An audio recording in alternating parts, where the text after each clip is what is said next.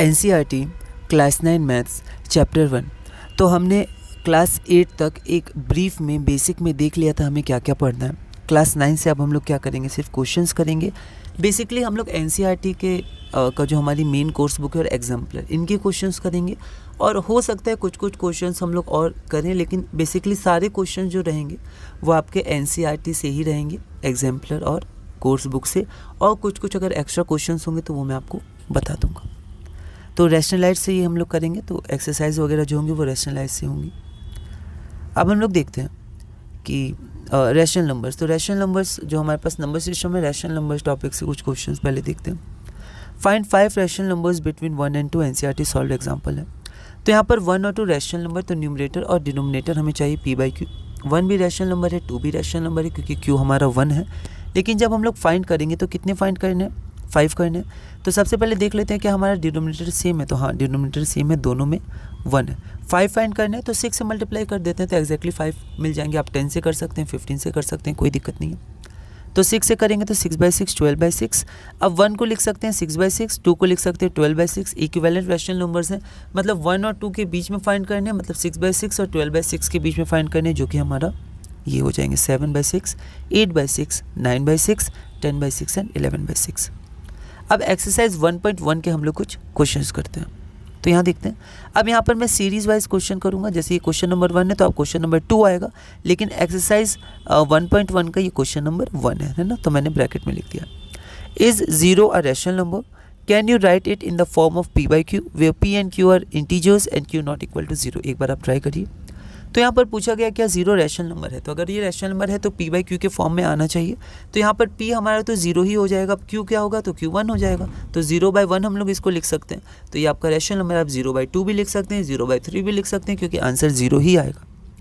तो पूरा हम लोग स्टेप वाइज और प्रोसेस में सॉल्व करेंगे इसको। Yes, 0 is a rational number, क्योंकि इज से क्वेश्चन था, है ना, मतलब येस या नो पहले हमें देखना है, बताना है। तो yes, 0 is a rational number. 0 can be written as 0 is equal to 0/1 is equal to 0/2 is equal to 0/3 dot dot dot etcetera. So 0 can be written in the form of p/q where p and q are integers and q is not equal to 0। अगला हमारे पास question number 2 है। वैसे हमारा serial में question number 3 है। Find 6 rational numbers between 3 and 4।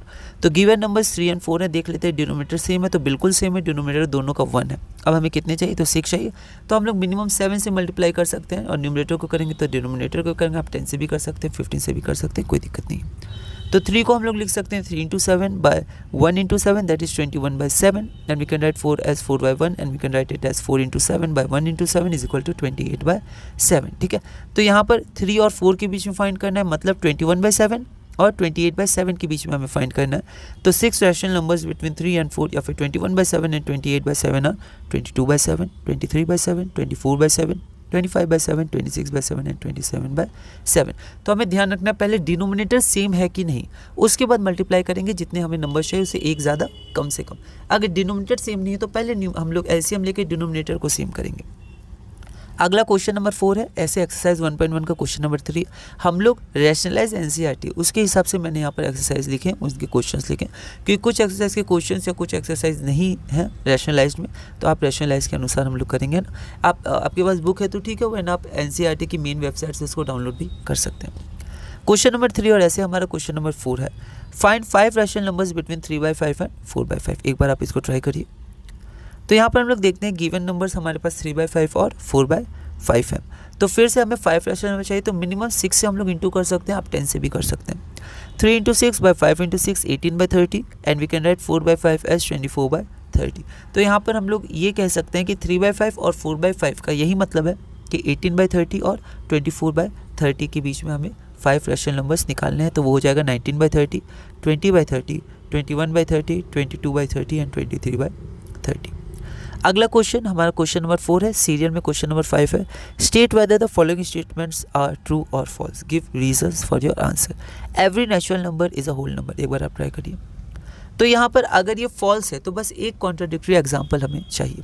Every natural number is a whole number, बिल्कुल whole number क्या होता है, ये हमारा 0 1 2 3 4 और इसके अंदर ही हमारा नेचुरल नंबर आता है, बस एक 0 बाहर आता है।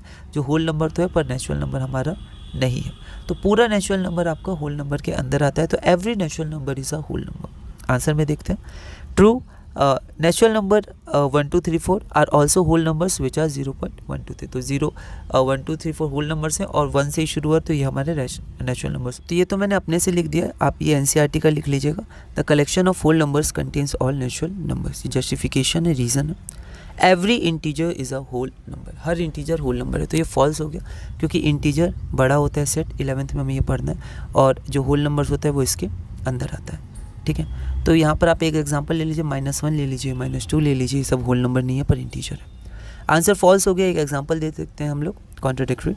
-1 is an integer but not a whole number. उसके बाद हमारा थर्ड आता है every rational number is a whole number. ये हमारा सही है या गलत है?